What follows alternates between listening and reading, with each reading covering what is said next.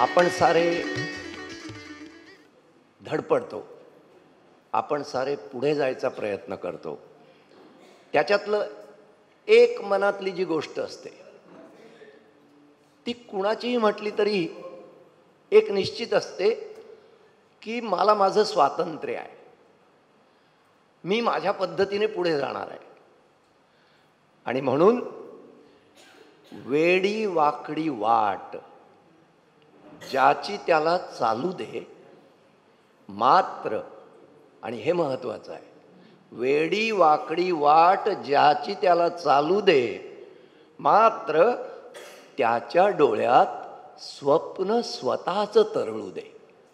हे स्वतःचं स्वप्न तरळावं, दृष्टी ज्याला आपण दृष्टी मानतो ती ज्यांच्याकडे नाही, अशी दोन अपत्य, अशी दोन कन्यारत्न, एक माऊली प्राणपणानं जपते आणि नुसती जपत नाही तर त्यांनी आभाळ एवढं उंच व्हावं असा प्रयत्न करते. त्या प्रयत्नांचाही शोध आपल्याला घ्यायचा आहे. आणि म्हणून आपण असा प्रयत्न करू की आत्ता यानंतर अभिदाताई बोलतील, त्यांच्या मातोश्री स्नेहलताताई बोलतील, समिधाताई पण बोलतील, तेव्हा एकच लक्षात ठेवायचं, शब्दन शब्द आपण समजून घेऊया आणि त्यामागची भावना आपल्यात रुजवण्याचा प्रयत्न करूया. मी खरं तर अभिदाताईंची मुलाखत घ्यायची आहे, पण मला आधी स्नेहलताताईंनाच विचारावं असं वाटतं, कारण अभिदाताईंशी खूप बोलायचं आहे. पण आजच्या अभिदाताई आहेत त्याच्या मागे स्नेहलताताई उभ्या आहेत. आज त्या 75 असतील आणि अशा वेळेला गेल्या 40-45 वर्षांचा जो प्रवास आहे तो आपल्या दोन्ही मुलींचा त्यांनी पाहिलेला आहे. खरं तर त्यांनी घडवलेला आहे असंच मी म्हणेन. तर स्नेहलताताईंना एक सोपा प्रश्न आहे, यांचं लहानपण तुम्ही जे बघितलं, कारण जन्मतः दृष्टीहीन असणं आणि ती मुलगी असणं, आजच्या समाजामध्ये या दोन्ही गोष्टी, म्हणजे 45 वर्षांमागे त्या काय असतील, 50 वर्षांमागे त्या काय असतील, किंवा 53 वर्षांमागे त्या काय असतील, असा प्रश्न आहे. तुमच्या दृष्टीने तो काळ कसा होता यांच्या बालपणातला? तर ह्या मुलींना शिक्षण कसं द्यावं हाच मोठा प्रश्न होता.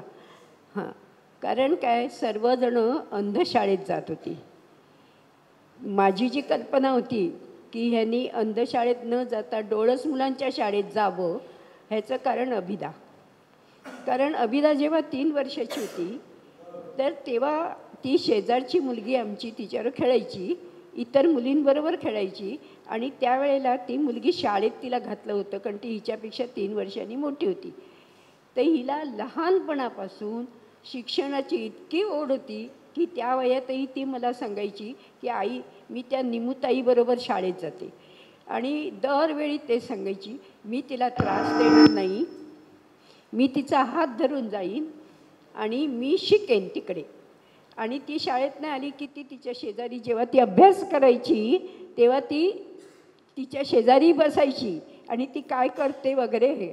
तर माझी मोठी बहीण डॉक्टर होती, ती मला म्हणाली की अगं, एवढ्या लहानपणी कोणाला शिक्षणाचं महत्त्व कळतच नाही आणि हिला कळतं आहे.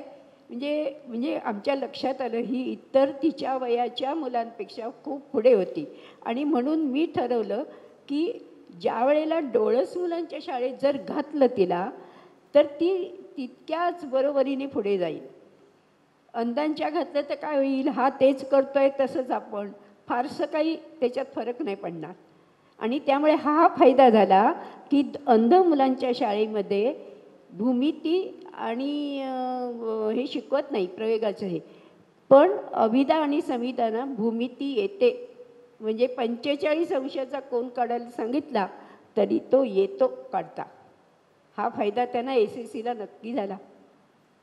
हां, आणि इतर वेळीही मी त्यांना त्यांच्या बरोबरीच्या मुलांबरोबर, खाली मुली खेळायच्या ना त्यांच्या बरोबरीच्या, तर त्यांच्याबरोबर खेळायला पाठवायची. त्या मुलींची कायम तक्रार असायची, ही फुल आता बॅडमिंटन खेळणार तर तू जा म्हणून ढकलायच्या. कारण का फुल बरोबर पडत नाही, ह्यांना ते काही कळायचं नाही. मग मी त्यांना आमच्या हॉलमध्ये ना मी बाकीचं फर्निचर कमीच ठेवलं होतं. आणि मी तिला म्हणायची अभिदाला, अगं तुला धाकटी बहीण कशासाठी आणली मी, तेव्हा तू तिच्याबरोबर खेळायचं. आणि मग त्या खेळायच्या बॅडमिंटन. कधी मी पण तिकडे फुल मारायची आणि खोटंच सांगायची की तू आऊट आहे किंवा मी आऊट आहे असं. आणि नंतर मग तिचा हा आग्रह पाहून मग ती काय म्हणायला लागली, 4 वर्षाची झाली तेव्हा एक दिवशी मला म्हणाली, आई मला म्हणे पेन्सिल घे आणि तू कमल लिही बघू. म्हटलं बरं. मग मी लिहिते तो बरोबर येतो का बघ. मी म्हटलं पहिल्यांदा विचार केले, खरं सांगावं की खोटं, एवढी लहान आहे ना कसं काय. म्हटलं नाही तुझा बरोबर आलेला नाही. मग मला म्हणाली मी लिहित जाईन तू खोडत जायचं, तुझ्या इतका कमल शब्द बरोबर आला पाहिजे माझा. हां, ही जिद्द तिची फार लहानपणापासून होती आणि त्यामुळे तिने हा पल्ला गाठला. हा प्रवेश घेतानाच्या काही अडचणी, त्यांना शाळेत प्रवेश घेतानाच्या काही अडचणी आठवतात? हो हो आठवत आहेत.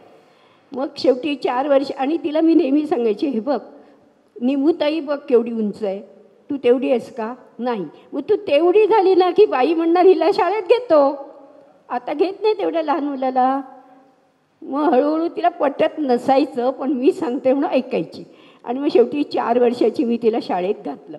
पण शाळेमध्ये प्रवेश मिळताना फार फार म्हणजे सांगायला पण थोडंसं हे वाटतं की एका शाळेत गेले, प्रसिद्ध शाळा बोरिवलीची, आम्ही बोरिवलीला राहत होतो, प्रसिद्ध शाळा. तिकडे शाळेमध्ये गेल्यावर त्या बाई अशा तुमच्यासारख्या बसल्याच्या पुढे टेबल होतं.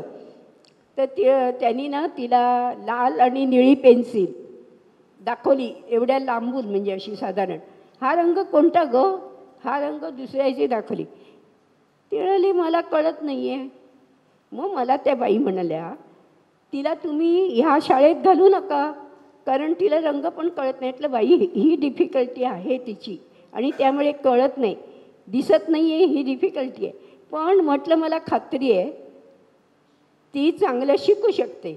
आणि त्यांनी काय सांगितलं की त्यांची मराठी मीडियम इंग्लिश मिडियमची शाळा 9व्याने सुरू होत होती, म्हणजे पहिलाच वर्ग भरायचा होता, तिकडे घाला. मग जी मुलगी याच्यात मराठी शाळेमध्ये शिकू शकत नाही ती इंग्लिश शाळेत कशी काय शिकेल. असे अनुभव मला खूप आले. आणि प्रत्येक ठिकाणी नकार म्हणजे तिला ॲडमिशन देत नव्हते आणि मला सल्ला द्यायचे ब्लाइंड स्कूलमध्ये जा. आता ते ब्लाइंड स्कूलमध्ये जाणं अतिशय कठीण होतं माझ्या दृष्टीने, कारण मी सर्व्हिस करत होते. मग यांना कुठे मी पोचवणार, दादरला परत कधी सर्व्हिसला जाणार हाही प्रश्नच होता. मी म्हटलं नाही, बघू तर खरं काय होतं ते. अशा जिद्दीने आम्ही पुढे गेलो. की स्नेहलताताई नोकरी करत होत्या. अभिदाताई 8 वर्षांच्या होत्या तेव्हा त्यांचं पितृछत्र हरवलं आणि अकाउंटंट जनरलच्या ऑफिसमध्ये ऑडिटसारखं काम करून, किचकट काम करून स्नेहलताताईंनी या मुलींची शिक्षणच नव्हे तर पुढचं सगळं केलं. अर्थात याच्यातला कौतुकाचा भाग असा की स्नेहलताताईंची जिद्द जितकी होती त्याच्या कितीतरी पट उर्मी आणि ऊर्जा अभिदाताईंनी दाखवली. आणि त्यांची ती ऊर्जा आणि उर्मी स्नेहलताताईंनी खूप लहान वयात ओळखली आणि तिला न्याय दिला, तिला मान दिला. हे एका माऊलीचं शहाणपण आहे. त्या शहाणपणाला दाद द्यायला हवी. माझी तुम्हाला विनंती आहे की स्नेहलताताईंसाठी छान टाळ्या होऊ दे. शाळेतल्या काही आठवणी आहेत का? म्हणजे दृष्टी आणि दृष्टी ही एक अडचण असं शाळेने कधी दाखवून दिलं का? माझं हे डिस्कवर कसं झालं तर माझी मावस बहीण माझ्याच वयाची होती, 17 दिवसांनी माझ्याहून लहान. हो. आणि ती म्हणजे ती ती ती ज्या ॲक्शन्स करत होती त्यासुद्धा मी करत नव्हते हे बघून लक्षात आलं. आणि मग जेव्हा डॉक्टरना दाखवलं गेलं तेव्हा दृष्टीदोष माझा समजला. म्हणजे फॉर एक्झाम्पल माझे डोळे खूप फिरायचे, म्हणजे तिचे नाही, तिचे स्थिर असायचे. तर ह्याच्यावरून डिस्कवर झालं. नंतर नंतर 2 वर्षांनी माझी बहीण समिधा, तर तिच्याबाबतही तेच झालं. म्हणजे ती मुद्दाम आम्ही त्याची माझ्या आईवडिलांनी तिची हे केली की हिला पण दाखवूया डॉक्टरांकडे, कदाचित तिचं पण तसंच असेल. तर मग व्हेरीफाय केलं तर त्याचं पण तसंच निघालं. सेम आमचा जो दोष आहे रेटिनायटिस पिगमेंटोजा तो तिच्यातही, आणि आमच्या घरात कोणालाही वांशिकदृष्ट्या कोणालाही नसूनही आम्हाला दोघींनाही हाच दृष्टीदोष झाला. तर तुमचा जो प्रश्न होता की शाळेमध्ये ट्रीटमेंट कशी केली गेली, तर आणखीन एक मला माझ्या आईबद्दल जसं सांगितल्याप्रमाणे माझ्या वडिलांबद्दलही सांगितलं पाहिजे की लहानपणापासून जसं मी म्हटलं की मला आवड होती. तर माझे वडील, त्यांचं संस्कृत खूप चांगलं होतं. संस्कृत, इंग्रजी आणि गणितात अत्यंत हुशार, खूप चैलबुद्धी होते माझे वडील. अच्छा. तर ते माझ्याकडून माझे उच्चार स्पष्ट होतात म्हणून संस्कृत पाठ करून घ्यायचे. तर म्हणजे आणि आई सुद्धा अशा प्रकारे आईने शिकवलेलं आहे आम्हाला. म्हणजे तिची कल्पकता अत्यंत वाखाणण्याजोगी आहे की ती काय करायची, तर आम्हाला तुम्ही विचार करा की आम्हाला काही दिसत नव्हतं आणि अशा मुलींना लिहायला अक्षर ओळख करून द्यायची. तर ती काय करायची की मला ती पोलपाटाला हात लावायची. म्हणजे हा गोल आहे आणि ह्याच्यामध्ये अशी तिरकी लाटणी ठेवायची आणि म्हणायची की ही लाटणी जी आहे म्हणजे असा केला की तो ब होतो, हा व नसताना लाटणी, आणि म्हणजे अशा प्रकारे स्पर्श करून सर्व अक्षर ओळख करून द्यायची. पुन्हा ती लिहून आमच्याकडनं घ्यायचं. मराठी म्हणजे देवनागरी पहिल्यांदा, नंतर इंग्रजी. म्हणजे that was a work in itself. आणि मला अजून आठवतं की सुरुवातीला आमच्याकडे रीडर वगैरे नव्हते, तर तेव्हा आईच सगळं वाचून दाखवायची आणि तिने मग रेकॉर्डिंग सुरू केलं. टेक्स्टबुक आपली काही बदलत नाहीत, पण मग 2 वर्षांनी माझंच पुस्तक माझ्या बहिणीला पण येणार म्हणून ती काय करायची, रेकॉर्ड करून ठेवायची. आणि नोकरी करून, घर बघून, सगळं करून तिला हे करायला लागायचं. तर मला अजूनही आठवतं की अशी पोळ्या लाटायची आणि पोळ्या तव्यावर घालताच असं पुस्तक, गणिताचं पुस्तक गॅसवर म्हणजे ते ह्याच्यावर ठेवायची, बाजूला सिलेंडरवर ठेवायची आणि त्यात ती गणितं घालायची आम्हाला. म्हणजे असं करून तिने केलेलं आहे. आता तुम्ही जो प्रश्न विचारला त्या प्रश्नाकडे येते की शाळेमध्ये कसा रिस्पॉन्स होता. तर असं होतं की ती नॉर्मल स्कूल होती, तर त्याच्यामुळे त्या शिक्षकांना स्वतः असं कुठल्याही प्रकारचं ट्रेनिंग नव्हतं. माझ्या वेळी कसं होतं की त्या शिक्षकांना हे काही माहीत नव्हतं की विद्यार्थ्यांचे प्रश्न काय असतात हे सुद्धा माहीत नव्हते. ऑब्व्हियसली त्यात शिक्षकांची चूक नाही आहे, ही आपल्या सिस्टीमची चूक आहे. तर त्यामुळे त्या आईला नेहमी सांगायच्या ही लिहित नाही, कशी ही अक्षरं लिहिते. म्हणजे माझं कसं व्हायचं की मला दिसत नव्हतं, त्यामुळे मी अंदाजाने लिहायचे. म्हणजे कसं की आता फॉर एक्झाम्पल इव्हन आता सुद्धा मी लिहिते, मुलांना लिहून दाखवते वर्गामध्ये एखादा शब्द वगैरे. पण ते कसं असतं, मुलं स्वतः सांगत, मॅडम तुम्ही जिकडे लिहिताय तिकडे लिहू नका, तिकडे ऑलरेडी लिहिलेलं आहे. कारण का मला काही कळत नाही, मी अंदाजे लिहिते. आपल्याला कळतो की ह्या अक्षराचा आकार एवढा, मग हे पुढे एवढ्या अंतराने, आपला हा अंदाज असतो आणि त्या अंदाजाने मी लिहित जायचे. तर ते माझं एकावर एक पडायचं वगैरे. तर त्या शिक्षिका सांगायच्या, म्हणे ही अशी काय लिहिते. मग आई म्हणाली की त्या प्रिन्सिपल ज्या होत्या, गानू म्हणून होत्या, तर त्या समजूतदार होत्या. मग त्यांना सगळं सांगितलं आईने. मग त्यांनी त्या शिक्षिकांना सांगितलं, बघा तुम्ही असं तिला लिहायला नाही सांगायचं, तिला तोंडी प्रश्न विचारायचं आणि that is how she is going to learn. बऱ्याचदा म्हणजे मी नेहमी पहिल्या काही सुविद्यामध्ये तर खूप टफ कॉम्पिटिशन होती, तर तिकडे मी कधीही माझा नंबर खाली गेलेला नाही. आणि प्रार्थना समाजमध्ये तर मी पहिली आलेले आहे अनेकदा. वा. तर आणि सगळ्या नॉर्मल मुलांबरोबर कॉम्पिटिशन करून पहिलं येणं ही जी गोष्ट होती, तर त्याच्यामुळे मला खूप कॉन्फिडन्स येत गेला. म्हणजे हे सगळं त्याचं श्रेय माझ्या आईला जातं.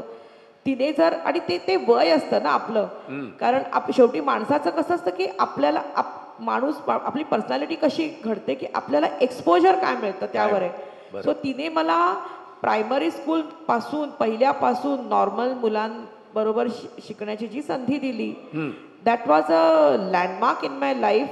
त्यामुळे माझी पर्सनॅलिटी होताना खूप म्हणजे पर्सनॅलिटी जी घडत गेली ती त्यात कॉन्फिडन्स येत गेला.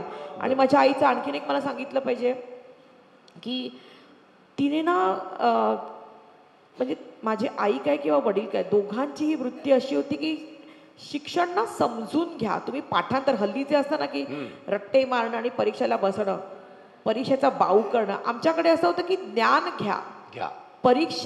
तुम्ही परीक्षार्थी बनू नका, ज्ञानार्थी बना. सो माझ्या आईची वृत्ती अशी होती की आई मला काय करायची, म्हणजे आता आपल्याला प्रश्नांची उत्तरं लिहायची असतात ना, तर आई मला सांगायची बघ मी तुला प्रश्न वाचून दाखवते आणि नंतर धडा वाचून दाखवायचे आणि मला सांगायची काय याचं उत्तर आहे तू मला सांग.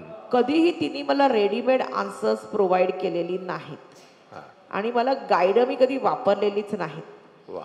त्याच्यामुळे स्वतःहून प्रत्येक गोष्टीवर विचार करण्याची जी आपली फॅकल्टी डिव्हेलप होते ती डिव्हेलप झाली माझी. बरोबर. सो हे माझ्या आई वडिलांच्या आणि माझ्या वडिलांचं तर स्पष्ट म्हणणं होतं की पहिलं शिक्षण मातृभाषेतनं झालं पाहिजे.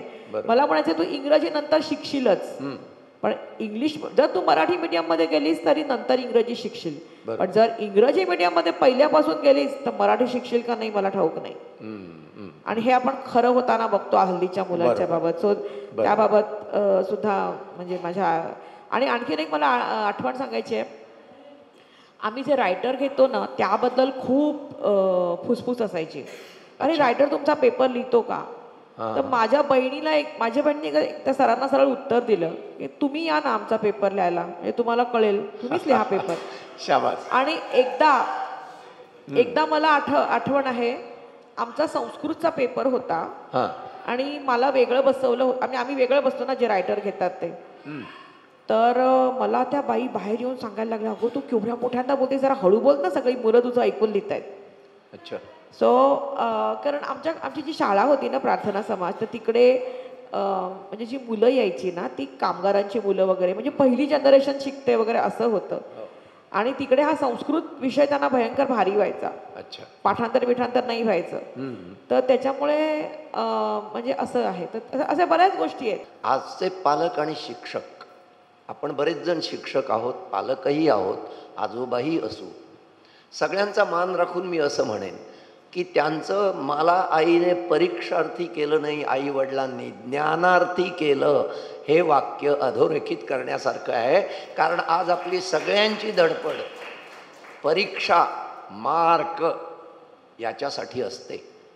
50 वर्षांमागे किंवा 45 वर्षांमागे जी आई आपल्या मुलीला सांगत असेल किंवा जे वडील आपल्या मुलीला सांगत असतील, तुला ज्ञान घ्यायचं आहे, परीक्षेची चिंता नको करू, या लोकांना द्रष्टे नाही म्हणायचं तर काय म्हणायचं. आजच्या काळात आपण किमान तेवढं तरी घेतलं पाहिजे. आता प्रश्न येतो आणि तिथे मी थोडा सिक्वेरा सरांकडे जातो. कारण ज्यांचं गणित चांगलं होतं, विज्ञान चांगलं होतं, त्यांना पुढच्या काळामध्ये इतिहासाची गोडी लागली आणि त्यांचं पूर्ण करिअर इतिहासामध्ये झालं. आणि याच्यासाठी एक उल्लेख येतो तो सिक्वेरा सरांचा आहे ना, बरोबर? सिक्वेरा सर इतिहास शिकवायचे असा मला उल्लेख मिळाला. खरं आहे का ते? मला एक सांगायचं असं की मला पहिल्यापासून भाषांची फार आवड होती आणि गणिताची आवड जी होती ती माझ्या वडिलांनी खास करून निर्माण केलेली होती. अच्छा. म्हणजे त्यांनी कसं की ते स्वतः असे ना मला वेगवेगळ्या म्हणजे आता काही गणितामध्ये काही असे हे असतात ना, म्हणजे काय म्हणतो आपण, अशा कोडी असतात किंवा अशा काही ट्रिक्स असतात की तर ते असं सांगून वगैरे त्यांनी, आणि मला त्यांच्याबद्दल फार आदर होता, त्यामुळे असं ते जे करतील ते सर्व आपण केलं पाहिजे म्हणून मग गणिताकडे होते. आणि माझं गणित होतं चांगलं, पण आपल्याकडे त्या काळामध्ये, आता खूप सोयी आहेत, त्या काळामध्ये बरोबर हायर लेवलला नंतर जॉमेट्री वगैरे घेण्याची जी साधनं असतात ती इथे अवेलेबल नव्हती, म्हणून मी आर्ट्सला जाऊ नये, मग पुढे गणित नाही घेतलं. आणि इतिहासाची मला असंच भाषांची आवड होती, समाजशास्त्राची पहिल्यापासूनच आवड होती, पण इतिहास विषय जो मी TYला घेतला, फायनल इयरला घेतला, त्याला कारण होतं फ्रेडरिक सिक्वेरा.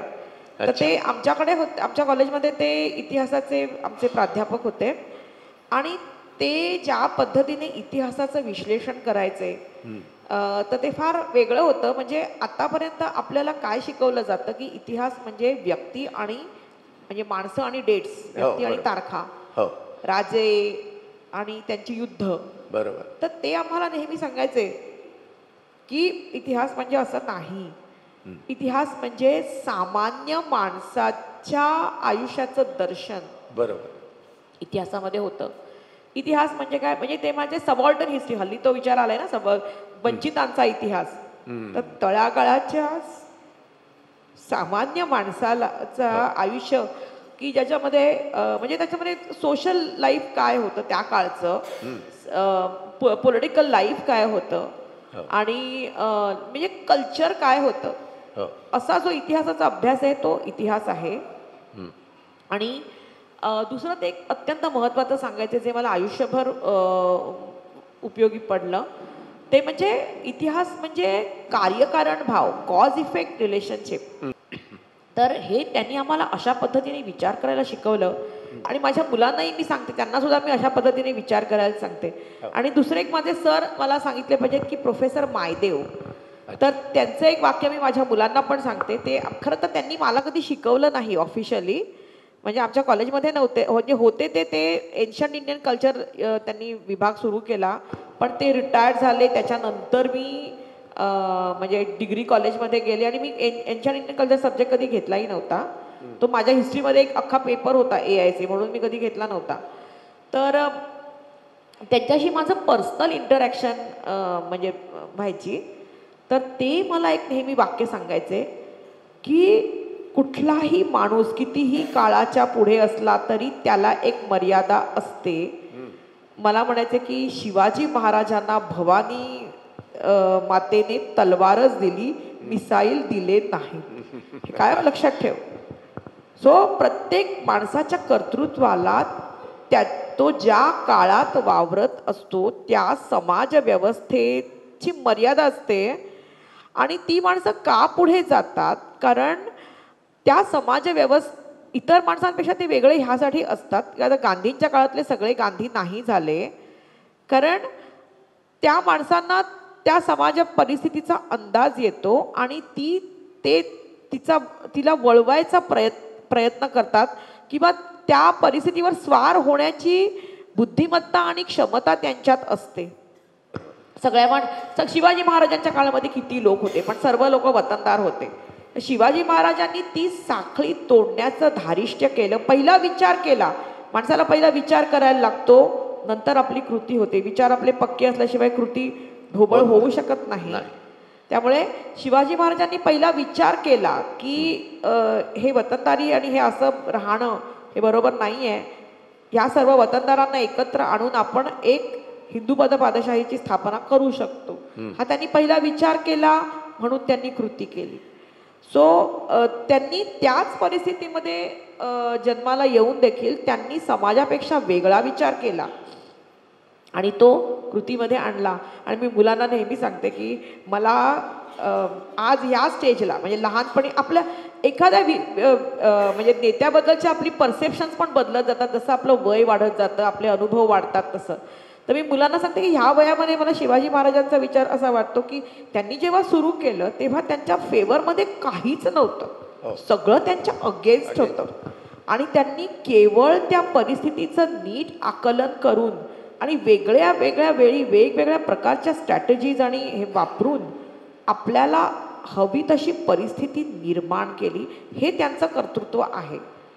म्हटलं ते असे नाही बसले की मी ओके मी मुघलांची जसं म्हणजे आता राणा प्रतापांची म्हणजे प्रत्येकाला हे म्हणजे माझे सर आम्हाला नेहमी सांगायचे की बघा राणा प्रतापांनी एक टफ भूमिका घेतली आणि शिवाजी महाराजांनी कसं की कित्येकदा त्यांनी कॉम्प्रोमाइजेस केलेले जेव्हा त्यांना वाटलं पुरंदरच्या वेळी अरे नाही बाबा आपण हे त्यांनी सरळ त्या परिस्थितीत ओके आज सिच्युएशन माझ्या फेवरमध्ये नाही आहे पण ती पुढे होईल सो डझंट मॅटर की ह्या परिस्थितीमध्ये मला हेच करणं भाग आहे तेव्हा ते पण करायला आपण आपलं मन तयार असलं पाहिजे एवढी लवचिकता त्यांच्या स्वभावामध्ये जी होती ना त्यामुळे ते सगळं अचीव करू शकले म्हणजे कधी कधी मी मुलांना हे नेहमी सांगते तर इतिहासाच्याकडे अशा पद्धतीने बघितलं पाहिजे म्हणजे आम्हाला सर सांगायचं की man is a product of his conditions त्या तुम्ही माणसाचा उदो करू नका त्या कंडिशन्स स्टडी करा की त्या कुठल्या परिस्थितीमुळे शिवाजी महाराजांचे जे विचार होते ते तसे झाले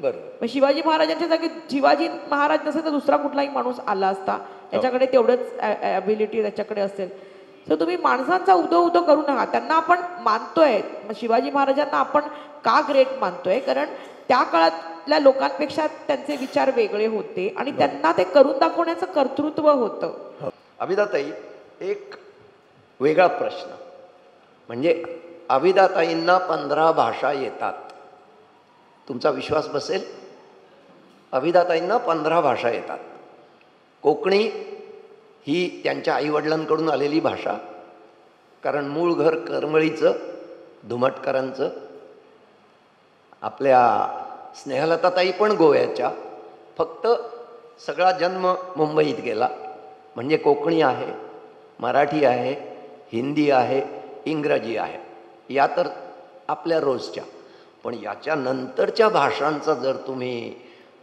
बघाल ती नावं मी सहज म्हणून फक्त सांगू ना सगळी नावं बघा Pali Prakrit Sanskrit Bengali Sindhi Arabic Persian French Portuguese German आणि इटालियन या 11 आणि मगाशी सांगितलेल्या 4 इतिहासाचा शिक्षक मी मुद्दाम सांगतो कारण आजकाल आपल्याकडे शाळांमध्ये आणि महाविद्यालयांमध्ये एकूणच इतिहास ना कळतो वाचून माझा प्रश्न असा की तुम्हाला इतिहासाकडे जावंसं का वाटलं कारण तिथे तर सगळं वाचायचं होतं आणि तुम्हाला तर रीडर आवश्यक होता मला इतिहास या विषयाची आवड होती मुख्य म्हणजे सोशल सायन्सेस आणि त्यातलं जे सामाजिक आता फॉर एक्झाम्पल जसं मी तुम्हाला सांगितलं ना की शिवाजी महाराजांचा उदय म्हणजे आता let's not talk about Shivaji rise of Maratha जसं म्हणूया तर मराठ्यांचा उदय जसं रानडे सांगतात की हा एक सोशल फेनॉमिनन होता त्यांचा राईज ऑफ मराठा पॉवरमध्ये की एखादी जी घटना असते त्याच्यामागे एक म्हणजे जसं मायदेव आम्हाला सांगायचंय की politics is a super structure society is the real structure बरोबर जसं सिक्वेरा आम्हाला सांगायचं की डेमोक्रेसीमध्ये यथा प्रजा तथा राजा उलट लक्षात ठेवायचं की समाज तसा असतो म्हणून पॉलिटिशियन्स तसे बनतात they are representative of society तर मला हे सगळं म्हणजे हे जे ॲनालिसिस आहे इतिहासाचा तो फार आवडायचा अजूनही आवडतो आणि इतिहासामध्ये ना भाषा म्हणजे इतिहास असा फार वाईड सब्जेक्ट आहे त्यामध्ये अनेक प्रकारची वेगवेगळी स्किल्स लागतात फॉर एक्झाम्पल एक तर तुम्हाला भाषांचं ज्ञान लागतं कारण आता तुम्ही जर शिवाजी महाराजांवर काही रिसर्च करणार तर तुम्हाला मोडी यायला हवी मोडी स्क्रिप्ट यायला हवी लिपी आणि भाषा फार आवश्यक आहेत किंवा प्राचीन भारतीय करायचं तर तुम्हाला ब्राह्मी यायला हवी किंवा मध्ययुगीन काही हवं तर तुम्हाला फारसी यायला हवं तर भाषांचं आणि लिपीचं ज्ञान ना इतिहासाच्या अभ्यासकांना फार आवश्यक आहे आणि म्हणून आम्ही हे केलंय आणि पोर्तुगीज सुद्धा मला असं वाटतं की माझ्या मुलांना मला शिकवायची आहे आणि गोवा आर्काइव्ह मध्ये खूप मटेरियल आहे की इट इज अनएक्सप्लोर्ड तर त्याच्यावर मला स्वतः पण आता मी रिसर्च प्रोजेक्ट घेत आहे आणि हळूहळू माझ्या मुलांना मी त्यात आणणार आहे. आणि मला असं वाटतं की आपल्या भारतीय भाषांसाठी आपण खूप केलं पाहिजे. म्हणजे ठीक आहे, आणि ह्या विदेशी भाषांचा अभ्यास म्हणजे आता डच किंवा डॅनिश वगैरे याच्यात सुद्धा पुष्कळ मटेरियल आहे इतिहास संशोधकांसाठी. तर आपण त्याचा अभ्यास केला पाहिजे. आणि मला एक असं वाटलं म्हणून सांगते की मला फार जाणवलं की म्हणजे कोकणीसाठी सुद्धा आपण खूप केलं पाहिजे. म्हणजे तुम्ही सर जे केलं ते मला अत्यंत कौतुकास्पद वाटलं की तुम्ही राजवाडे संशोधन ग्रंथाचं कोकणीमध्ये भाषांतर केलं. म्हणजे ॲक्च्युली आता बघा की गोवा राज्य आहे, तर गोव्याची ही राजभाषा आहे. तर राजभाषा याचा अर्थ काय की ती ज्ञानभाषा असली पाहिजे. म्हणजे तिच्यामध्ये अनेक प्रायमरी स्कूल्स म्हणजे should be conducted in that language. किंवा तिच्यामध्ये कोश म्हणजे ज्ञानकोश व्हायला हवेत किंवा शब्दकोश व्हायला हवेत. आणि ती भाषा शिकण्याची जी पुस्तकं अवेलेबल व्हायला हवीत. म्हणजे ते सगळं काम होणं आवश्यक आहे. आणि ते तुम्ही आता केलं हे म्हणजे तुमच्यासारखे अनेक लोक करत आहेत. ते आपले चंद्रकांत केणी चालवायचे, ते सुनाप्रांत चालवायचे. तर हे काम खूप महत्त्वाचं आहे. तर इतिहासाच्या अभ्यासकांना त्याची फार गरज आहे अशा प्रकारच्या कामांची, भाषाच्या अभ्यासाची. खरंच आहे. आणि तर म्हणून मी या भाषांकडे वळले. आविदाताईंनी फ्रेंच शिकवली आहे, घरी पण शिकवली आहे आणि एरवी पण शिकवली आहे कॉलेजमध्ये जाऊन. आविदाताईंनी संस्कृत शिकवली आहे. म्हणजे नुसत्या शिकल्या नाहीत, कारण शिकवणं हे पुन्हा शिकणं असतं. बऱ्याच वेळेला आपल्यातले अनेक लोक शिकतात आणि थांबतात. जे शिक्षक आहेत त्यांच्या लक्षात येईल की त्यांचं चांगलं शिकणं हे शिकवण्याने होतं. आविदाताईंनी 10 वर्ष संस्कृत शिकवलं ना, बरोबर? पर्सनल ट्युशन देत होते. हां, त्यांच्या म्हणजे तुम्हाला आता जर मजा सांगितली तर वयाच्या 34व्या वर्षी त्या जर्मनचे 6 कोर्स पूर्ण करतात. हां, वयाच्या 34व्या वर्षी. वयाच्या 43व्या वर्षी त्या French language teachers training course करतात. त्याच्या आधी त्यांनी कित्येक वर्ष शिकवलं आहे आणि तरीही त्यांना वाटतं नाही नाही, मी एवढी वर्ष शिकवलं आहे खरं, पण हा टीचर्स ट्रेनिंग कोर्स फ्रेंचमधला केला पाहिजे. हे काय आहे? ही ज्ञान लालसा आहे, ज्ञान पिपासा आहे, ज्ञान तृष्णा आहे. आपण अलीकडे शब्द खूप असे सहजपणे वापरतो, पण जेव्हा त्याची अशी साक्षात उदाहरणं दिसतात तेव्हा त्या शब्दांकडे परत बघावं लागतं. आणि विशेषतः ज्या व्यक्तीचं नाव अभिधा आहे तिच्याकडे बघितल्यावर मूळ अर्थाकडे जायला जरा सोपं पडतं, कारण त्या फक्त उक्तीतनं ते करत नाहीत, त्या ते कृतीतनं करतात. अभिधाताईंच्या सगळ्या कामामध्ये एक शिस्त आहे. म्हणजे अभिधाताई जसं मगाशी सांगितलं, 24 पुस्तकं लिहिणारे बाळाजी प्रभाकर मोडक हे महाराष्ट्रातले त्या काळातले विज्ञान प्रसारक, ज्यांनी विज्ञान लोकांमध्ये पोचावं म्हणून आजपासून 40 वर्षांमागे 140 वर्षांमागे प्रयत्न केले आणि 24 पुस्तकं लिहिली. हा त्यांचा अभ्यास. माझा एक प्रश्न थोडासा असा आहे, म्हणजे त्यांनी ज्या माणसांवर लिहिलं त्या माणसांची नावं जर मी सांगितली तर तुम्हालाही आश्चर्य वाटेल. भिसेंबद्दल लिहिलं आणि त्यांनी त्यांच्या सगळ्या लोकांना कामालाच लावलं, बरोबर आहे ना? भिसेंबद्दल लिहिलं ते थोडं सांगा ना, कसं आहे ते? ते शंकराबाजी भिसे जे होते ना, तर तो त्या काळातला माणूस. म्हणजे त्यांनी प्रिंटिंग टेक्नॉलॉजीवर काम केलं.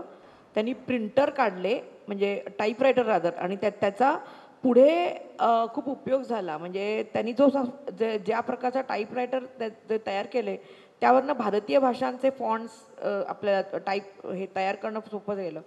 तर तो माणूस इथे त्यांनी सुरुवात केली मुंबईमध्ये, आणि इथे त्यांना त्या ब्रिटिशांच्या काळातल्या गोष्टी आहेत ना, त्यामुळे इथे त्यांना काही हे मिळणं शक्य नव्हतं. सो म्हणून ते पुढे गेले. त्यांना इकडच्या तिकडच्या व्यापाऱ्यांनी मदत केली आणि ते नंतर दादाभाई नवरोजींची पण मदत झाली आणि ते लंडनमध्ये गेले. तिथे पण म्हणजे एक प्रकारचे काय म्हणतो की कलोनियलिझमचं मी म्हणते ना की शेवटी माणसाचं कुठल्या परिस्थितीत तो काम करतो हे फार महत्वाचं आहे. सो तिकडे त्यांनी जे त्या प्रदर्शनांमध्ये वगैरे भाग घ्यायचे आणि म्हणजे तिकडे पण त्यांना पाडण्याचा खूप प्रयत्न होत गेला. म्हणून त्यांनी मग तिथनं शिफ्ट झाले ते आणि अमेरिकेला गेले आणि अमेरिकेला त्यांनी आपलं म्हणजे त्याची स्वतःची कंपनी काढली वगैरे आणि वेगवेगळ्या इतर पण क्षेत्रांमध्ये ते उतरले.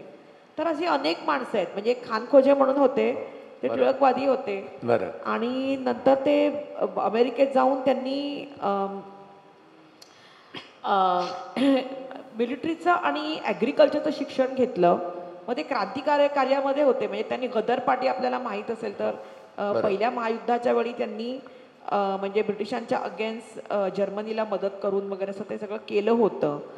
तर बरेच लोक होते त्याच्यामध्ये, पंजाबी लोक खूप होते. आणि मग नंतर मग त्यांना त्यामुळे इथे परत येता येईना ब्रिटिशांचं राज्य असेपर्यंत. मग ते मेक्सिकोत राहिले आणि तिकडे त्यांनी मक्याच्या हायब्रिड व्हरायटीज काढल्या आणि तिकडच्या शेतकऱ्यांमध्ये वगैरे पॉप्युलर केलं वगैरे असं. आणि मग ते परत आले नंतर आफ्टर इंडिपेंडन्स. पण इकडे त्यांच्या काही कदर नाही ठेवली गेली आणि फार वाईट त्यांचं आयुष्य. तर असे बरंच आहे. मग एक लिमये म्हणून होते, दबा लिमये. तर असे बरेच लोक आहेत म्हणजे त्यांनी इथे म्हणजे असं काम केलं. नाही, मी तेच बघत होतो. म्हणजे आता त्यांनी जी व्यक्तिमत्व अशी लोकांसमोर आणली आपल्या अभ्यास निबंधातून किंवा संशोधनातून, त्याच्यामध्ये मोडक तर आहेतच. त्यांच्या एमफिलचा तो विषय होता, तोच पुढे नेऊन मग त्यांनी विज्ञान प्रसाराचा इतिहास असा तो PhD साठी वापरला. सूत्र मुळात तेच होतं ना, मोडक सर हेच सूत्र होतं की नाही अभिदाताई? मोडकांचं कसं झालं की शोधता शोधता सापडले. म्हणजे आधी आम्हाला त्याच्याबद्दल काही माहिती नव्हती. अच्छा. म्हणजे मला माहीत ना माझ्या गाईडना. आणि असा विषय शोधता शोधता म्हणजे एक मला असं वाक्य मी वाचलं. म्हणजे आपण एमफिलला मी विषय ठरवत होते तर तेव्हा मी एक असं वाक्य वाचलं ह्या माणसाबद्दल. थोडक्यात वाचलं. गंदे कानोलकरांचं एक पुस्तक आहे अर्वाचीन मराठी वाङ्मय सेवन, त्यात मोडकांबद्दल थोडी माहिती आहे. बरोबर. आणि त्यात त्यांनी एक त्यांचं वाक्य दिलं. तर ते असं होतं की आपण आजची जी स्वदेशी चळवळ आहे तिला म्हणजे आजचे जे आपण स्वदेशी चळवळीच्या नावाखाली आपण कपडे वगैरे भारतात तयार करतो आणि ह्याला आपण स्वदेशी म्हणतो. परंतु तुम्ही हे जे कपडे तयार करतायत त्याला जे वापरली जाणारी यंत्र आहेत ती सगळी फॉरेन मेड आहेत. तर जोपर्यंत ती तुम्ही आपल्या देशात तयार करू शकत नाही तोपर्यंत तुमच्या त्या स्वदेशी चळवळीला काही अर्थ नाही. आणि ती जोपर्यंत तुम्ही सायन्स नाही ना म्हणजे अंगी म्हणजे इन्कल्केट करू शकत इकडे तोपर्यंत तुम्हाला हे काही जमणार नाहीये. तर हे मला असं फार मोठं वाटलं. आणि महाराष्ट्रामध्ये मी कोणी असं बोललेलं कधी ऐकलेलं नव्हतं. तर म्हणून माझ्या गाईडना म्हटलं की हा पण विषय घेऊयात म्हणजे आपलं इट्स व्हेरी इंटरेस्टिंग. आणि मग नंतर शोधता शोधता असं जाणवायला लागलं अरे महाराष्ट्रामध्ये असे कितीतरी लोक होते. आणि त्या काळामध्ये बंगालमध्ये होते. आणि जेव्हा ह्याच्यावर मी एक research paper Indian journal for history of सायन्सला लिहिला तर ते गृहस्थ मला म्हणाले की we really appreciate this particular person Modak. म्हणाले की ईस्ट बेंगॉलमध्ये म्हणजे ईस्टर्न इंडियामध्ये असे लोक होते परंतु वेस्टर्न इंडियामध्ये पण ही चळवळ होती हे आम्हाला ठाऊक माहिती नाही. खरं. तर मग ते त्यांना ते खूप ॲप्रिशिएटिव्ह मग म्हणजे लाईक महाराष्ट्रामध्ये असे लोक होते ह्याचा काही विचार नव्हता. तर त्याच्यामुळे ते जरा इंटरेस्टिंग झालं. म्हणजे ही नावं का वाचतोय आता? जसं सांगितलं मोडक, भिसे, लिमये जी त्यांनी नावं घेतली, याच्याशिवाय खानखोजे ज्यांचं नाव त्यांनी आत्ता घेतलं, त्यानंतर आपले भाऊदाजी गोव्याचे भाऊदाजी लाड त्यांच्यावरचा त्यांचा अभ्यास आहे. र.धो. कर्वे याच्यावर त्यांनी अभ्यास निबंध लिहिलेत. मजा म्हणजे संशोधन करून निबंध लिहिलेत. पंडिता रमाबाईंवर लिहिलंय, दामोदर कोसंबींवर आकाशवाणीमध्ये भाषण दिलंय, हेलन केलर तर आहेतच, जगन्नाथ शंकर शेठ, ताराबाई शिंदे. तुम्ही हा एकूण कॅनव्हास बघा कुठून कुठे. म्हणजे आपल्याकडे ज्या पद्धतीने इतिहास शिकला जातो आणि शिकवला जातो तो या कॅनव्हासवर ठेवून बघा तो कुठे टिकतो. आपण प्रश्नोत्तराच्या पुढे जात नाही. आणि हा जो प्रकार आहे तो मीच मनाशी प्रश्न निर्मिते, मीच उत्तरे देते, पूर्णत्वाचा ध्यास घेऊनी उत्तमतेप्रती जाते, अशा प्रकारचा हा ध्यास आहे, अशा प्रकारचं हे काम आहे. याला दाद दिली पाहिजे म्हणून आपण आज इथे जमलो आहोत. मी खरं तर आता म्हणजे वेळेचं बंधन आहे म्हणून अभिदाताईंनी आत्तापर्यंत संशोधन करून जे अभ्यास निबंध सादर केले, राष्ट्रीय आंतरराष्ट्रीय परिषदांमध्ये, चर्चासत्रांमध्ये, याच्यात अशा 52 परिषदा आहेत किंवा चर्चासत्र आहेत किंवा परिसंवाद आहेत, वेगवेगळ्या विषयांवरची कामं आहेत. कोलंबोमध्ये त्या सहभागी झाल्या, ग्लासगोला सहभागी झाल्या. याच्यातनं दिसतं ते असं की इतिहास शिकता शिकता आणि विज्ञानाचा इतिहास, विज्ञान प्रसाराचा इतिहास, हे सगळं शिकता शिकता त्यांनी सगळं ज्ञानाचा अवकाश कवेमध्ये घेतला. आणि त्यांना या एवढ्या भाषा आल्यामुळे किंवा त्यांनी त्या आत्मसात केल्यामुळे त्यांना हे सगळं शक्य झालं. आज आपल्याकडे इतिहास शिकता शिकता मुलं थकतात, कारण ती इतिहासात फक्त नावं, सण आणि शब्द हेच शिकण्यात त्यांची शक्ती खर्च होते. पण इतिहासात खोलात शिरणं आणि इतिहास समजून सांगणं, याच्यातनं त्यांनी जे कमावलं, त्यांच्या पुरस्कारांची, गौरवांची खूप मोठी यादी देता येईल. ती मला इथे द्यायची नाही आहे, मला समजून घ्यायचं आहे. आता एवढा वेळ मी त्यांना बोलायला लावलं, त्यांच्या मागे पण एक अशी अदृश्य शक्ती आहे. त्यात पण तिची मला खूप मदत होते. बरोबर. तर त्याबद्दल तिला बोलायला. हो हो नक्कीच. येस. ताईची चढतखड म्हणजे कसं झालं माहिती आहे का, माझ्यासाठी ती माझ्यासाठी प्रत्येक वेळी मळलेली वाट ठरली. कारण ती पुढे गेली. प्रत्येक वेळी कसं जे काही अडचणी यायच्या होत्या त्या तिच्या वेळी आधी यायच्या, त्यामुळे माझ्या वेळी सावधान होतं. त्यामुळे नक्कीच कुठला मार्ग तोपर्यंत निवडलेला असायचा. अच्छा. त्यामुळे नकळत का होईना, कळत नकळत म्हणा, की माझ्यासाठी ती आदर्श ठरत गेली. मला माहिती होतं की तिच्या इतका उच्च मला नाही होता येणार. का नाही, कारण मुळात दोघांच्या स्वभावामध्ये अत्यंत फरक आहे. अच्छा. असं मी म्हणजे असं नाही मी म्हणत आहे, कारण ती ज्या जिद्दीने, ज्या चिकाटीने एखाद्या गोष्टीच्या मागे लागते, अच्छा, माझ्यात ती जिद्दी चिकाटी आहे. पण मी नक्कीच प्रॅक्टिकली थोडासा विचार करून बाजूला पण जाते. अच्छा, कॉशियस. तुम्ही थोडे कॉशियस असता असं आहे.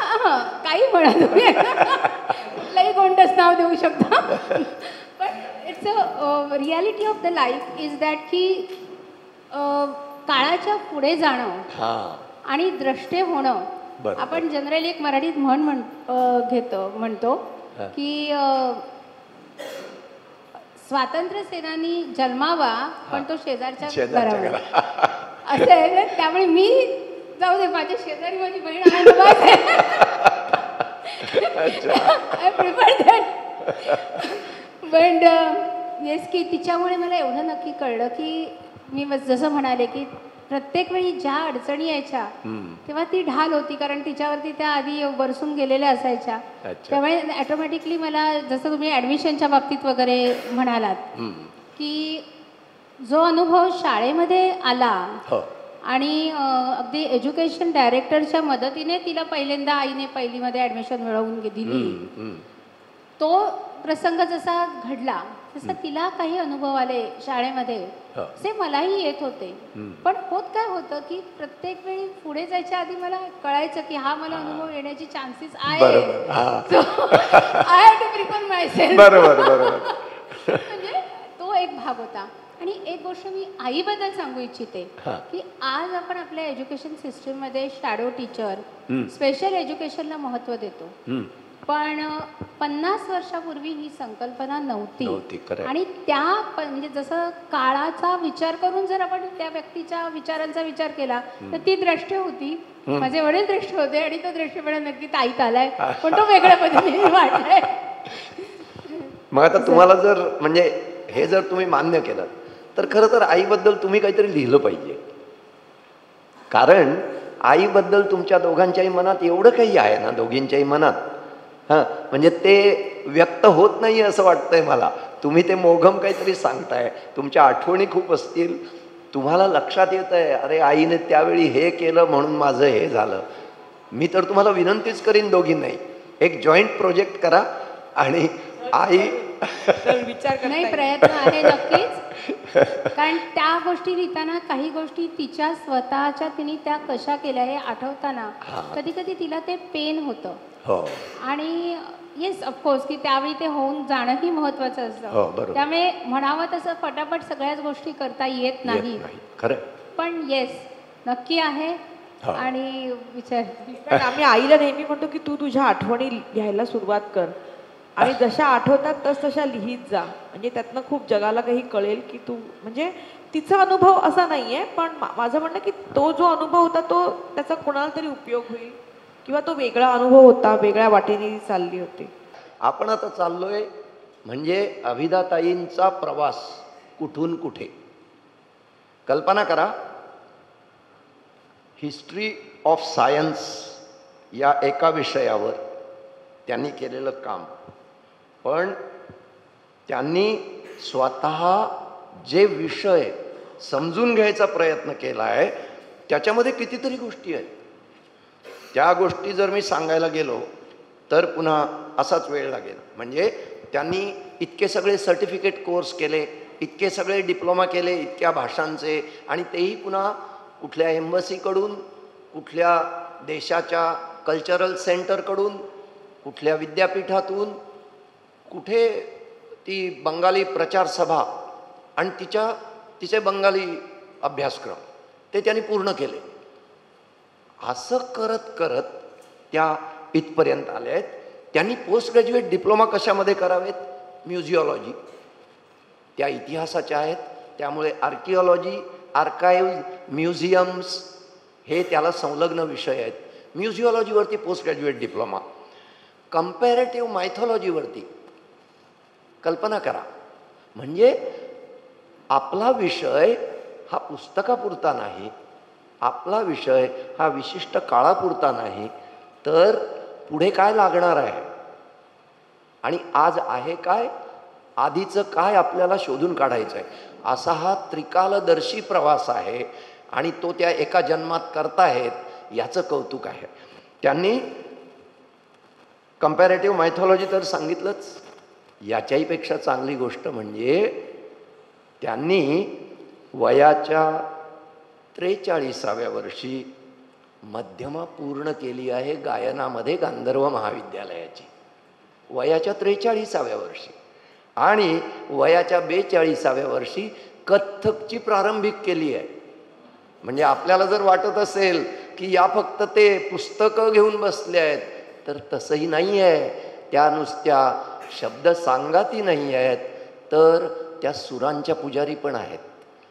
आणि ज्याला शब्द सापडतो, शब्दाला सूर देता येतो, तोच अजरामर होतो. अभिदाताई आपल्या शिक्षक म्हणून निश्चितच अजरामर आहेत. त्यांचं काम याच्याबद्दल खूप काही बोलता येईल.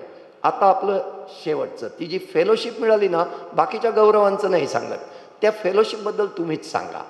कारण ती जी फेलोशिप मिळाली, अच्छा हे समिधा सांगेल, ठीक आहे. नाही, आता तुम्ही ठरवा, पण आम्हाला जाणून घ्यायचं. मी तुम्हाला एकच वाक्य समिधाबद्दल सांगते. समिधा ही अभिदाची सावली आहे, सावलीसारखी मागे राहते. तुम्हाला एक उदाहरण सांगते. आम्ही आता काल आलो ना, तर साधारण 12:30ची वगैरे वेळ होती, आणि हिला अर्जंट एक लेटर आलं, त्याचं आजच्या आज उत्तर द्यायला पाहिजे असं होतं. तिने लगेच फोन करून, आणि आम्ही निघायची वेळ होतीच ना त्यावेळेला, आम्हाला घाई होती, खरं खूप घाई होती, सामान पण भरायचं होतं, सगळं ती व्यवस्थित ही करते. ही जबाबदार पुरुष आहे आमच्याकडे. खरोखर सांगते, सगळीकडे लक्ष असतं, बारीक सारीक गोष्टीमध्ये लक्ष असतं. सामान ती भरणार, ही जाणार टूरवर, सामान ती भरणार सगळं, आणि दाखवणार व्यवस्थित. ताई इकडे हा इथे वकील आहे, आहे. हा तू सेमिनारला घाल, हा अच्छा. तू ह्याला घाल, असं सगळं ठरलेलं असतं तिथं. तर तिने फोन केला तिला की असं असं अर्जंट लेटर आलं आहे मला आणि त्यांनी सांगितलं की आजच्याच उत्तर पाहिजे. आता आजच्याच उत्तर दिलं तर आणखी 2 दिवस म्हणजे जाणार आहेत आणि त्यांना आजच्याच पाहिजे. तर मी तुला सांगते, डिक्टेट करते, तू ते लिहून काढ, लवकर काढ, हां, मी येण्याच्या अगोदर. कारण अच्छा. लगेच निघाली ना ती, आली आणि तसंच आम्ही लगेच निघालो. काम झालं. बरोबर. हे असं असतं तिचं. ही जी फेलोशिप मिळाली हिच्यामध्ये त्यांना लंडनला जावं लागलं 2017 ना, बरोबर आहे? हो, 2017 मध्ये. हां, त्याच्याबद्दल, त्या फेलोशिपबद्दल थोडक्यात सांगा. तर कसं झालं की ती ना Charles Wallace India trust fellowship जी होती ना, ती इंडिया ऑफिस लंडन मधले डॉक्युमेंट्स रिफर करण्यासाठी होती. हो. म्हणजे पोस्ट डॉक्टरल फेलोशिप म्हणा तुम्ही, म्हणजे रिसर्चसाठी. तर मी ज्या विषयावर केलं होतं हिस्ट्री ऑफ सायन्स, तर त्याचे बॉम्बे व्हेटरनरी कॉलेज वगैरे त्याचे काही काही ॲन्युअल रिपोर्ट्स मला जे इथे मुंबईच्या आर्काईव्हमध्ये मिळालेले नव्हते बघायला, ते तिथे होते. तर ते बघण्यासाठी आता जायचं होतं. तर प्रश्न असा की ही एवढी प्रेस्टिजियस फेलोशिप मिळाली, पण माझं काम तिथे जर व्हायचं असेल तर मला तिथे रीडर हवे. रीडर हवा. बरोबर. तर ते कसे मिळवायचे? तर आता तिथे आम्ही ना तिकडच्या काही संस्थांना विचारलं, तर ते म्हणाले की पेड रीडर मिळू शकतील, पण एका तासाला $20, अरे बाप. 20 पाऊंड. तर आता असे एवढे म्हणजे शक्य नव्हतं. तर मला कोणतरी व्हॉलेंटरी माणूस मिळायला हवा, कारण नाहीतर मग ते शक्य नाही. जसे व्हॉलेंटरी रीडर हवेत. तर मग आम्ही काय केलं की बऱ्याच ना संस्थांना लिहिलं आणि त्याच्यामध्ये माझ्या बहिणीचं खूप मला तिची मदत झाली. म्हणजे ती त्यावेळी एक मी सेमिनार चालत होतं आमचं, म्हणजे आम्ही अरेंज करत होतो. तर गेले मी लंडनला 18 साली, पण त्या सेमिनारसाठी तो सेमिनार पण सायमल्टेनियसली चालू होता. तर ते पण आम्हाला पेपर येत होते. मग ते काम पण करण्यामध्ये तिची खूप मला मदत झाली. म्हणजे आम्ही म्हणजे ते डाउनलोड करायचे, क्लासिफाय करायचे वगैरे. आणि आम्ही ना इथून रीडर्स कॉन्टॅक्ट केले, म्हणजे रीडरना कॉन्टॅक्ट केलं. तर त्याबाबत ती आणि तिचे मित्रमैत्रिणी, त्यांची पण नावं मला घेतली पाहिजेत. गायत्री म्हणून एक आहे, गायत्री बेंद्रे, आणि नारायणन म्हणून एक साऊथ इंडियन तिचा मित्र आहे, जो आता सिंगापूरला राहतो. तर त्या दोघांनी पण खूप मदत केली आणि आम्ही इंटरनेटवरून तिकडच्या मराठी समाज, गुजराती समाज वगैरे असं कॉन्टॅक्ट केलं. अच्छा. आणि त्यामुळे तिकडे गेल्यावर मला 21 दिवस मी राहिले आणि मला बराच वेळ वाचून दाखवायला, दिवसाला 7-7, 8-8 तास तिकडच्या लायब्ररीमध्ये वाचून दाखवायला रीडर्स मिळाले. कोण 1 तास वाचायचं, कोण 2 तास वगैरे. लोकल इंडियन्स, त्यांना आम्ही कॉन्टॅक्ट करून अशी हेल्प मिळवली. म्हणजे नाहीतर काय झालं असं, ते जर रीडर नसते ना मिळाले तर बरोबर मला ती फेलोशिप नकारायची वेळ आली होती. बरोबर. तर ते मिळवून देण्यामध्ये तिचा खूप मोलाचा हातभार आहे. ती सगळ्यांना कॉरेस्पॉन्डन्स त्यांचा करायची. आणि तिचे ते फ्रेंड्स सुद्धा, त्यांनी पण पुष्कळ म्हणजे इंटरनेट ग्रुप्सना कॉन्टॅक्ट केले. आणि तिच्याबद्दल मला एक सांगायचं की इव्हन आता पण कधी जेव्हा मी आता ऑनलाईन लेक्चर्स वगैरे घ्यायचे ना, तुमच्या कोरोनाच्या वेळी ऑनलाईन लेक्चर्स हे फार होतं ना, तर तेव्हा पण तिची खूप मला मदत व्हायची. अच्छा. आणि दुसरी गोष्ट अशी की आता लेक्चर्स मी घ्यायचे, म्हणजे आता कसं कॉम्प्युटरमध्ये आम्ही ऑनलाईनमध्ये कोरोनामध्ये पुष्कळ आमच्या सगळ्यांचा शिक्षकांचा हात बसला आणि आजही मी अनेक लेक्चर्स इंडिपेंडेंटली घेते. पण त्यामध्येही कधी कधी मला तिची मदत होते. आणि तिने स्वतः म्हणजे ती तर SNDT मध्ये टेलिफोन ऑपरेटर आहे, तर तिथे तिने एक तिच्या त्या युनिव्हर्सिटीच्या व्हाईस चान्सलरनी तिला सांगितलं की एक कम्प्युटर, कारण का तिचा तो कम्प्युटरचा म्हणजे जॉर्जचा डिप्लोमा तिचा झालेला आहे, तर त्यांनी तिला सांगितलं की तू इथे आम्हाला एक कोर्स तयार करून दे की कम्प्युटर फॉर व्हिज्युअली चॅलेंज. आणि तसा कोर्सही तिने त्यांना तयार करून दिलेला आहे SNDT युनिव्हर्सिटीमध्ये अपंगांसाठी. माझा एक विश्वास आहे, प्रत्येक कळीत जगत असतो निर्धार फूल होण्याचा. प्रत्येक कळीत जगत असतो निर्धार फूल होण्याचा, दिमाखानं दिसण्याचा आणि सुगंधाने दरवळण्याचा. पण त्याच्यासाठी कोणीतरी एक ज्ञानशोध घेणारं असावं लागतं, विज्ञान वेध घेणारं असावं लागतं आणि तंत्रज्ञानाचा बोध देणारं असावं लागतं. तेव्हाच हे असं आश्चर्य घडतं ज्याला अभिधाचं कुटुंब म्हणतात. मी म्हणतो आमच्यासारख्यांच्या चर्मचक्षूंना जे दिसत नाही ते लौकिक विश्व कर्मचक्षूंनी, ज्ञानचक्षूंनी, प्रज्ञाचक्षूंनी प्रकाशमान दीप्तिमान करणाऱ्या या त्रिमूर्तीला आपण फक्त हातच जोडू शकतो. धन्यवाद.